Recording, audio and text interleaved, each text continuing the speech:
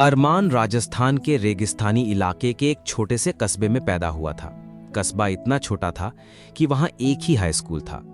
College तक जाने के लिए 60 किलोमीटर दूर शहर जाना पड़ता था।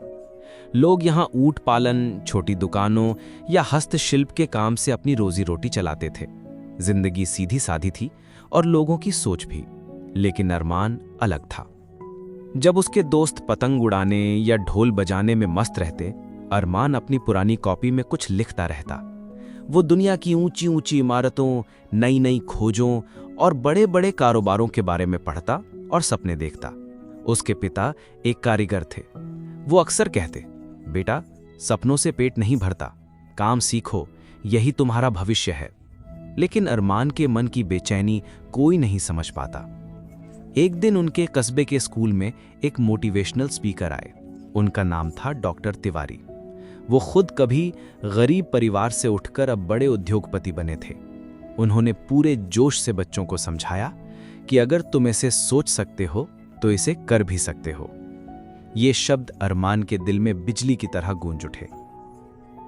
क्लास के बाद अरमान ने उनसे पूछा, सर, मैं भी कुछ बड़ा करना चाहता हूं, लेकिन मैं तो बस एक छोटे कस्बे का लड़का हूं। क्या यह मुमकिन है? डॉक्टर तिवारी मुस्कुराए। बड़े सपने हालात देखकर नहीं, दिल से देखे जाते हैं। मेहनत करो और हार मत मानो।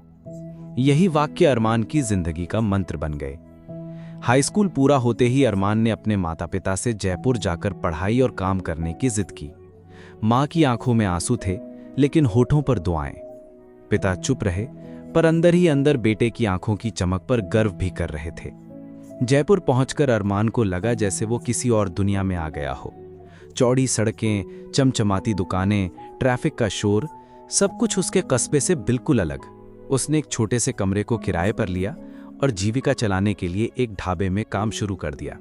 दिन भर बर्तन धोता, चाय बनाता और रात में थककर भी लैपटॉप खोलकर पढ़ाई करता। उसने ऑनलाइन कोर्स के जरिए बिजनेस और टेक्नोलॉजी सीखनी शुरू की। कुछ साल की मेहनत के बाद उसने अपना पहला बिजनेस शुरू किया, लेकिन जल्द ही ग्राहक कम होने लगे और उसकी सारी बचत डूब गई। एक रात ढाबे के पीछे बैठा वो रो रहा था, क्या मेरे सपने सिर्फ ख्वाब ही रह जाएंगे? लेकिन तभी उसे डॉक्टर तिवारी की आवाज याद आई, हार मत मानो। अरमान ने आंसू पोंछे और फिर से शुरुआत करने का निश्चय किया। इस बार उसने सोचा, लोगों की असली जरूरतें समझनी होंगी। उसे महसूस हुआ कि शहर के लोग छोटी छोटी चीजों के लिए भी समय नहीं निकाल पाते।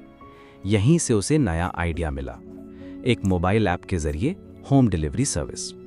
पैसे की दिक्कत थी, इसलिए उसने अपने कुछ पुराने दोस्तों को आइडिया बताया।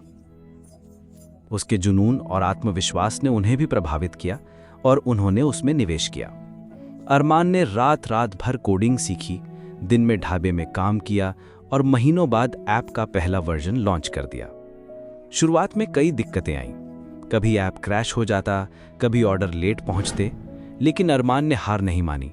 उसने टीम को ट्रेन किया, सिस्टम सुधारा और हर गलती से सीखा।